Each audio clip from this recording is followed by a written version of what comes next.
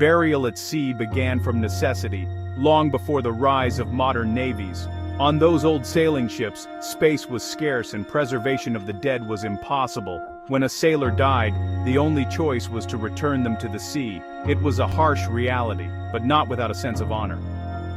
The crew would gather together, say a few words, and commit the body, sewn into sailcloth and weighted, to the deep ocean.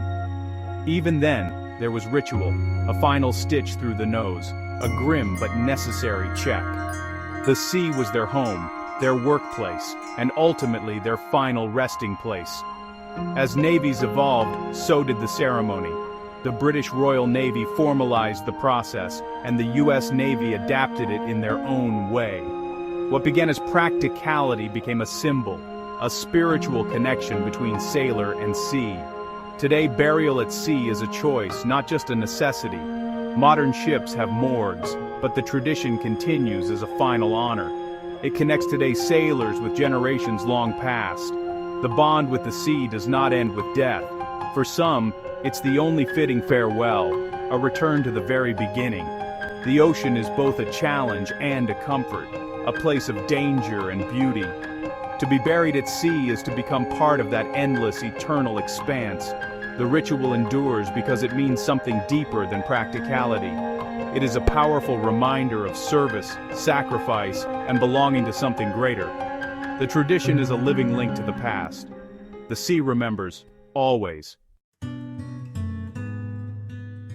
Not everyone can be buried at sea by the US Navy. It's a special honor for active duty members, veterans, certain civilians, and their families. The process begins with the family, who must request the burial and provide documentation. The Navy handles each request with care and respect.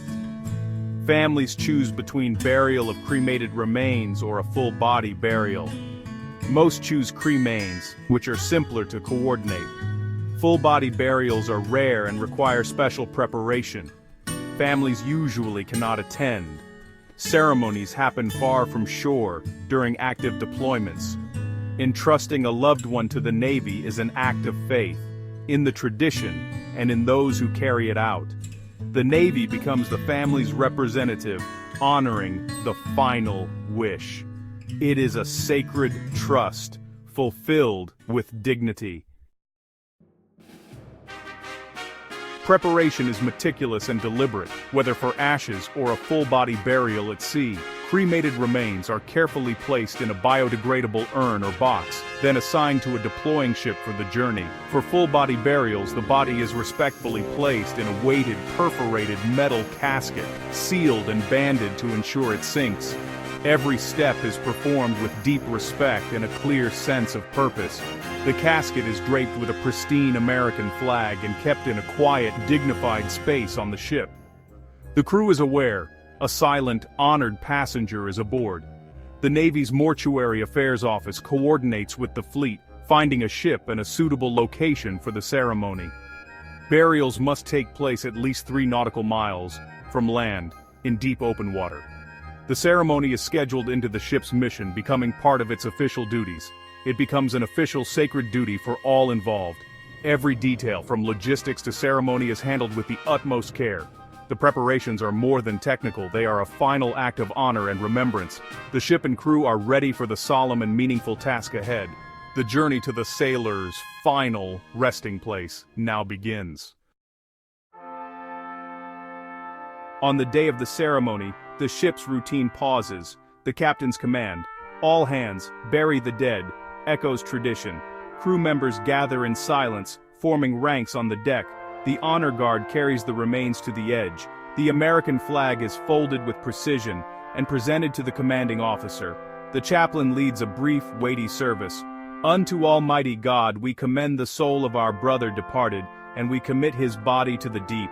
A prayer is offered for the deceased and their family. The casket slides into the water, or the urn is gently released. The honor guard fires a 3-volley salute. The bugler plays taps. The last note fades into the sea breeze. The sailors are dismissed. The ship resumes its mission. The ocean now holds another guardian, another memory. The sailor is home. The ritual is brief, but its impact is lasting. The crew carries the memory forward. The sea keeps its promise. What makes these ceremonies deeply human are the personal touches. Afterward, the commanding officer or chaplain writes a letter to the family, describing the day and the ceremony. The family receives the folded flag and a chart with the exact burial coordinates. Sometimes, respectful photos are sent as well. These gestures bridge the distance, offering comfort and connection. For the crew, a quiet reflection settles over the ship. They have helped a family say goodbye, and the experience leaves a mark. It connects them to naval history and to each other. The ritual becomes more than regulation. It's a shared act of honor. The sailors stand in for families, offering respect on behalf of a grateful nation. This human element gives the tradition its enduring power. It's not just a military duty, it's a profound act of remembrance.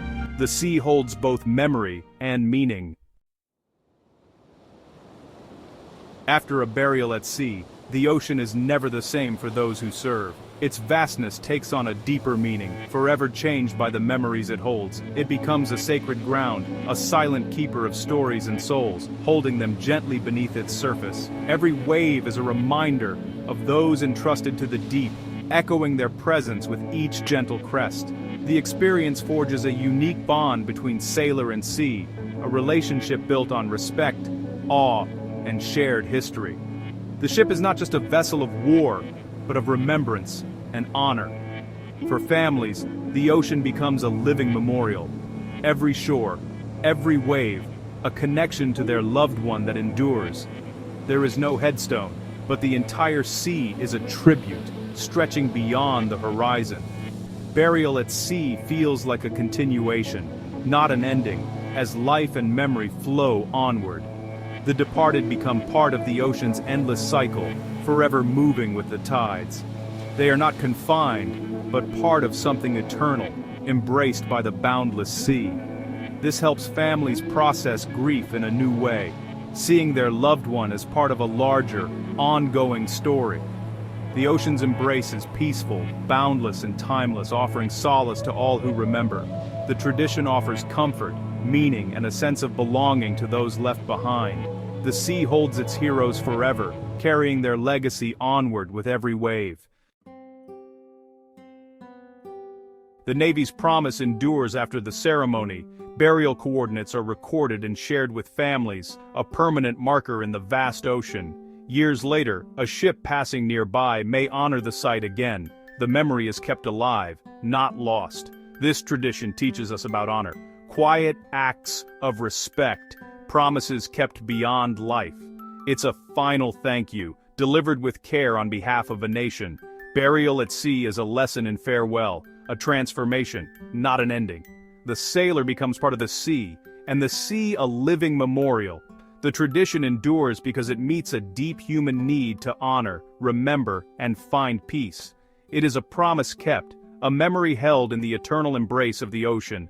The sea remembers, always,